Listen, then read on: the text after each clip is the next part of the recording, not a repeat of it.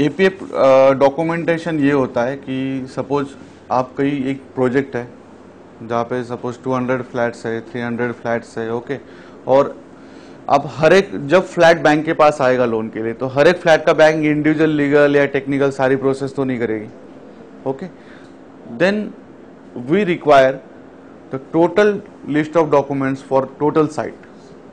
जो भी total project है उसका सारा एपीएफ नंबर एक जनरेट होता है और यही नंबर सारा जो भी सपोज ए विंग का बिल्डर है या 2 विंग का जो भी कस्टमर्स है, जो कस्टमर्स आ रहे हैं, तो हम लोग एक बार चेक कर लेते हैं सिस्टम में whether is project is approved और not.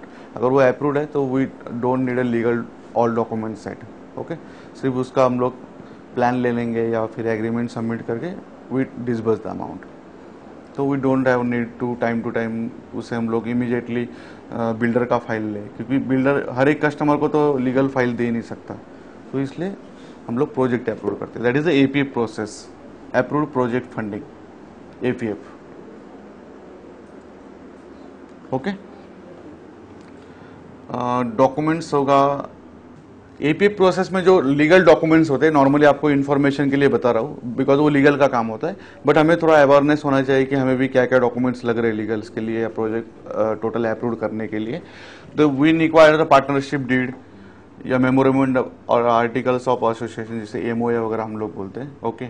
Then copy approved plans जो ब्लू प्रिंट्स वगैरह होती है उसकी, then agreement between owner and developer, copy of power of attorneys, then property card 712 extract अगर जहाँ पे है, then latest title verification of property, draft agreement to sale, then brochures, NA orders, okay, ULC permission, अभी तो ULC नहीं मतलब ULC permission, then commitment certificate, मतलब आप जो कंस्ट्रक्शन स्टार्ट करते हो उसके लिए आपको जो परमिशन लगती है that is the commitment certificate, okay. Then plan checking certificate, booking contacts अगर आपके कोई बुकिंग्स हुए हैं, एफिडेविट कोई डेवलपर से अगर आपको लेना है तो वो है, या फिर कॉस्ट शीट है, then details payments of land owner, आपने लैंड ओनर को कैसे पेमेंट किया हुआ है, किस अकाउंट से किया हुआ है, ओके।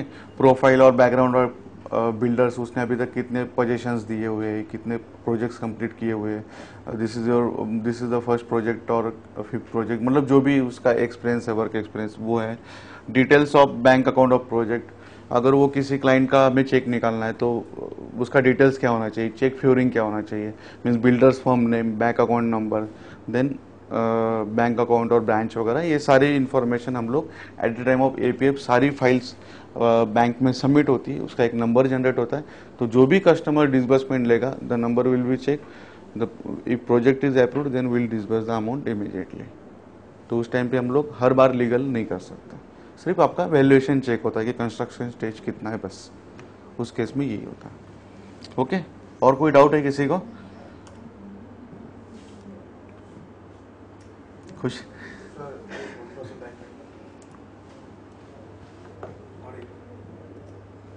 सर इसमें जैसे डेवलपर्स के जो बैकग्राउंड चेक करते हैं बैंक लोन डिस्बर्स करने के लिए, इनकी जगह कोई न्यू डेवलपर है जब उसका फर्स्ट प्रोजेक्ट है तो उस केस में कैसा प्रॉब्लम? नहीं, बैकग्राउंड चेक नहीं, background check in the sense क्या होता है कि आपने कहीं पे प्रोजेक्ट ऑलरेडी किया हुआ है, अगर कुछ किया हुआ है तो just this is a formalities, कोई मैंडेटरी नहीं है कि आपका फर्स्ट प्रोजेक्ट को बैंक अप्रूव नहीं करेगी, ओके। अगर आपके लीगल डॉक्यूमेंट्स क्लियर है, टेक्निकल डॉक्यूमेंट्स क्लियर है, then bank and funding for the project.